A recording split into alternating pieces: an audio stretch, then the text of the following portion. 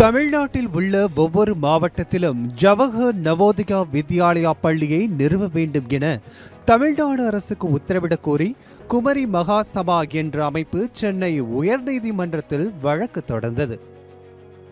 இந்த வழக்கை விசாரித்த சென்னை உயர்நீதிமன்றம் நவோதயா பள்ளிகளை திறப்பதற்கு அனுமதி வழங்கி கடந்த 2017ஆம் ஆண்டு உத்தரவிட்டது. இதற்கு எதிராக முந்தைய திமுக அரசு சார்பில் உச்சநீதிமன்றத்தில் வழக்கு தொடரப்பட்டு தமிழ்நாட்டில் நவோதயா பள்ளிகள் வேண்டாம் என பிரமாண பத்திரமும் தாக்கல் செய்யப்பட்டது.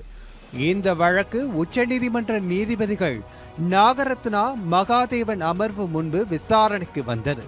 அப்போது தமிழக அரசு சார்பில் ஆஜரான வழக்கறிஞர் தமிழ்நாட்டில் நவோதயா பள்ளிகள் அமைப்பது தொடர்பாக ஆலோசிக்கப்பட்டு வருகிறது, குறைந்தபட்சம் 2 வாரங்கள் அவகாசம் வழங்க வேண்டும் என கேட்டுக்கொண்டார். அப்போது குறுக்கிட்ட நீதிபதி நாகரத்னா, தமிழ்நாட்டில் மாணவர்களுக்கு கிடைக்கும் கல்வியை ஏன் தடுக்கிறீர்கள்?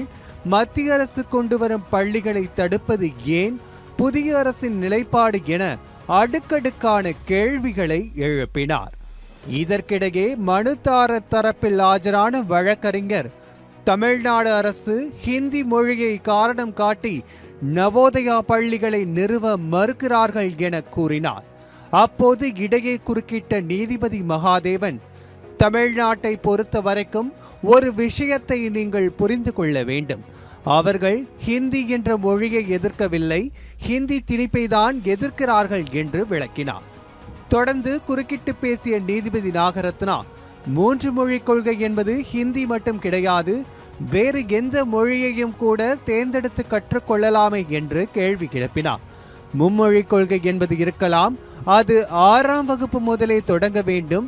ஆனால் 9ஆம் வகுப்பு மாணவர்களுக்கு திடீரென 3 மொழி கொள்கையை கட்டாயமாக்குவது மிகுந்த மன அழுத்தத்தை ஏற்படுத்தும் என்றும் அவர் குறிப்பிட்டார்.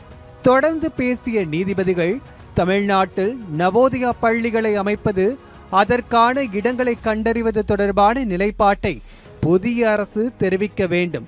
அதற்காக 12 வாரங்கள் அவகாசம் கண்டிப்பாக கொடுக்க முடியாது.